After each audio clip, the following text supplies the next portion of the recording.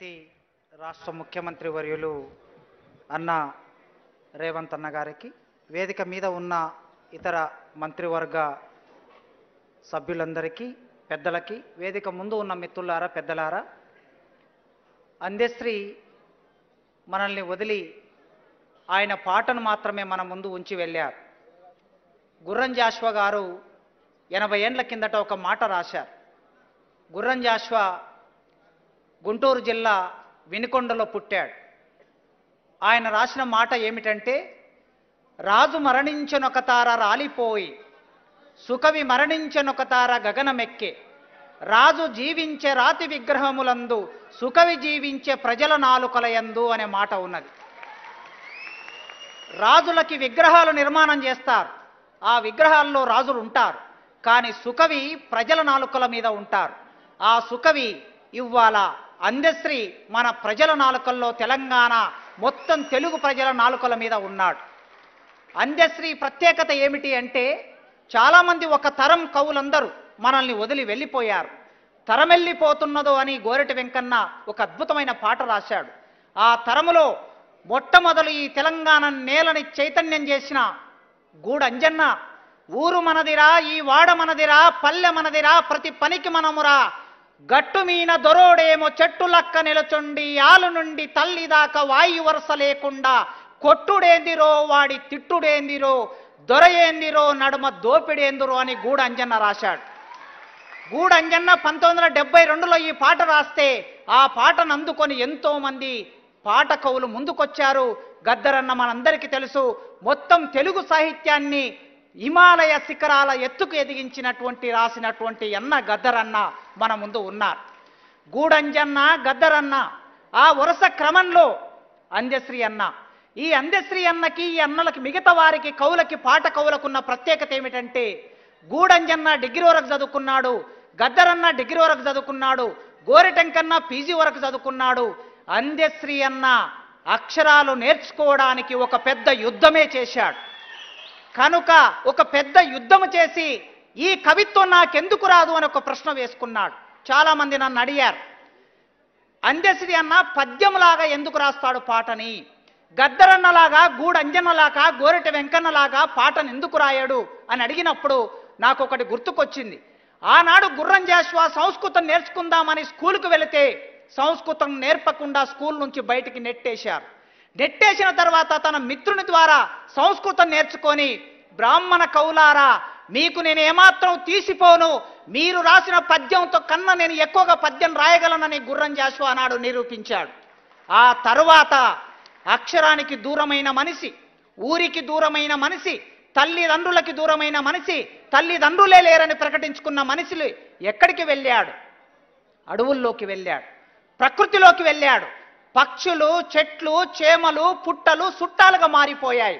ఆ క్రమంలో నడుస్తూ ఉన్నప్పుడు, పరిగెత్తుతూ ఉన్నప్పుడు, పసులగాస్తున్నప్పుడు కాళ్లకు ముళ్ళు గుచ్చుతే ఆ ముళ్ళు రక్తం కారుతూ ఉంటే చీము నెత్తురై పారిన ఆ పాదాల నుంచి, ఆ నోటి నుంచి, శరీరము నుంచి పాట తప్ప ఇంకొక ఆధారం లేదు ఆయనకి. పాటలో భాగమయ్యాడు, పాటనే శరీరంగా మారిపోయాడు. కనుక మెల్లగా ఆయన పద్యాన్ని నేర్చుకోవటం మొదలుపెట్టాడు. యక్షగానాన్ని విని యక్షగానం నుంచి పద్యం నేర్చుకున్నాడు. పల్లెటూర్లలో కోలాటం పాటలు విని పాట నేర్చుకున్నాడు. బతుకమ్మ పాటలు విని పాట నేర్చుకున్నాడు. ఇది అల్లికా వారసత్వం, ఇది రాత వారసత్వం కాదు, ఇది అల్లికా వారసత్వం. ఒక మంచాన్ని తాడు తీసుకొని అల్లుతాం మనం, ఒక బుట్టని ఎదురు కమ్మలతో అల్లుతాం మనం. ఎట్లయితే బుట్టని, మంచాన్ని అల్లుతామో, పాటని ఎవరు అల్లుతారయ్యా అంటే చదువు రాని వాళ్ళు పాటని అద్భుతంగా అల్లుతారు. అట్లాంటి ఒక అద్భుతమైన రచన మనకి అందశ్రీ అన్నలో కనిపిస్తుంది. కనుక ఎవరికి తీసిపోనట్లుగా మీరు చూడండి, నా జ్ఞానాన్ని ఎవరైనా సరిచేయవచ్చు. 29 రాష్ట్రాల్లో, భారతదేశంలో రాష్ట్ర గీతము రాసిన వ్యక్తి, చదువురాని వ్యక్తి రాష్ట్ర గీతం రాసిన వాళ్ళు, అట్టడుగు వర్గం నుంచి వచ్చి రాష్ట్ర గీతం రాసిన వారు బహుశా ఎవరు ఉండకపోవచ్చు.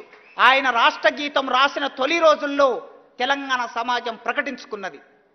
అంతకుముందు ఉమ్మడి రాష్ట్రానికి మా తెలుగు తల్లికి మల్లెపువ్వు దండ, మా కన్న తల్లికి మంగళారతులు అని పాట పాడాం. బిరబిరా కృష్ణమ్మ పరుగులెడుతుంటేను, గలగలా గోదావరి పారిపోతుంటేను, బంగారు పంటలు ఆంధ్రకాయే, బక్క చిక్కిన బ్రతుకులు తెలంగాణ కాయే అనే పాట పాడుకున్నాం మనం. అట్లాంటి సందర్భంలో ఈ మా తెలుగు తల్లికి మల్లెపూ దండ మాకొద్దు, మాకు జయ జయ హే తెలంగాణ కావాలి. ఈ పాటని పాఠశాలలో, కళాశాలలో, విశ్వవిద్యాలయాల్లో, సభల్లో పాడుకున్న పాట.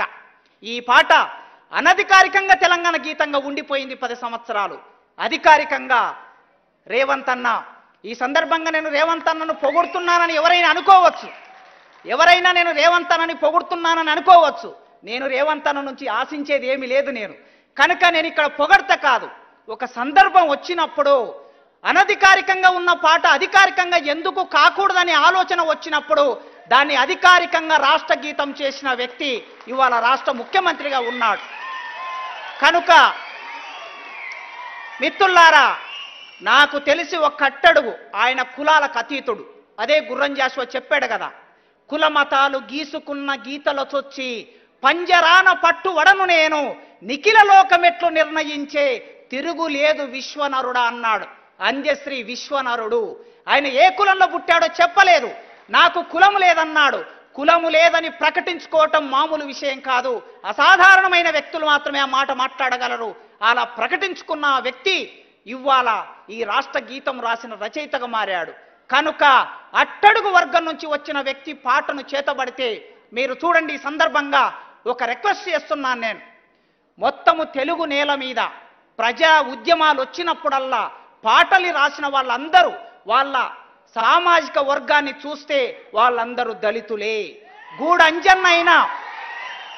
గూడంజన్న దళితుడు, గద్దరన్న దళితుడు, గోరటి వెంకన్న దళితుడు, ఇక్కడ సజీవ సాక్ష్యంగా ఉన్న జయరాజన్న దళితుడు, అందశ్రీ అన్న ఒకవేళ ఆయన ఒప్పుకోకపోయినా ఆయన పుట్టిన సామాజిక వర్గం నుంచి వచ్చాడు గనక తెలుగు సాహిత్యాన్ని పునీతం చేసిన వ్యక్తులు ఎవరయ్యా అంటే ఊరికి దూరంగా అంటరాని గుడిసెలో పుట్టిన వాళ్ళే. అందుకే తెలుగు సాహిత్యంలో ఈ పాటకి దక్కవలసినంత గౌరవం ఇవాళ రాష్ట్ర గీతంగా దక్కింది. ఇంకా జరగవలసింది ఏమిటంటే ఉస్మానియా విశ్వవిద్యాలయంలోనూ తెలుగు విశ్వవిద్యాలయంలోనూ ఈ పాటల మీద ప్రత్యేకంగా పరిశోధన చేయడానికి ఒక కళాపీఠాన్ని నెలకొల్పి లేదా ఒక పరిశోధన కేంద్రం నెలకొల్పి దానికి కావలసిన నిధులని ప్రభుత్వం వైపు నుంచి ఇస్తే ఈ పాట గొప్పతనం ఏమిటో వేల సంవత్సరాల కిందట రాసిన నన్నయ్యలాగా ఈ పాట గొప్పతనం కూడా నిలబడుతుంది. ఈ సందర్భంగా పెద్దలందరూ ఉన్నారు. ఇంత చేసిన రేవంత్ అన్న పాట మీద పరిశోధన చేయడానికి సంవత్సరానికి 2 కోట్లు 3 కోట్లు ఇస్తే ఒక 10 మంది పరిశోధకులు దాని మీద పరిశోధన చేస్తారు. ఈ ఒక్క పని చేస్తే ఈ పాట దిగంతాలకు వ్యాపించుతుందని కోరుకుంటూ నాకు ఇచ్చిన ఈ అవకాశం ఈ సందర్భంగా అందశ్రీకి, ఆయన లోకాతీత కవి, ఆయన లోక కవి, ఈ లోకాన్ని మనిషి విధ్వంసం పోతున్నప్పుడు మాయమైపోయిన మనిషిని తన పాట ద్వారా వ్యక్తం చేశాడు. అదేవిధంగా ఈ సమాజంలో కొమ్మ చెక్కుతే బొమ్మరా, కొలిచి మొక్కుతే అమ్మరా, ఆదికే. ఏ మనిషి అయినా సరే ఒక్కొక్క మనిషి ఒక్కొక్క దేవుని మొక్కుతారు, కానీ ఆ దేవుడికి రూపం ఏమిటంటే ప్రకృతి రూపం అని చెప్పాడు. ఆ పాటలో మీరు చూస్తారు, ఎవరి నమ్మకాలు వాళ్ళవి అన్నాడు. ఇవాళ దేశంలో ఉన్న వాళ్ళు ఏమంటున్నారు, ఒకే దేవుని మొక్కాలే, ఒకే ఓటు ఉండాలి, ఒకే ట్యాక్స్ ఉండాలి, ఒకే పార్లమెంట్ ఉండాలి, ఒకే ప్రధానమంత్రి ఉండాలి అంటున్నాడు. కానీ అందశ్రీ అని అన్నాడు, ఎవరి నమ్మకాలు వారివి. ఎవరి నమ్మకాలు వారి ఉన్నప్పుడు ఒక ఎల్లమ్మ ఉంటుంది, మల్లమ్మ ఉంటుంది, పుల్లమ్మ ఉంటుంది, పోలేరమ్మ ఉంటుంది, కట్టమైసమ్మ ఉంటుంది, రాముడు ఉంటాడు, కృష్ణుడు ఉంటాడు, శివుడు ఉంటాడు. ఎవరి నమ్మకాలు వాళ్ళవని ప్రకటించిన ఒక అద్భుతమైన కవికి నివాళులర్పించే ఒక అవకాశం నాకు ఇచ్చినందుకు మీ అందరికీ పేరు పేరున వందనాలతో థ్యాంక్ యూ.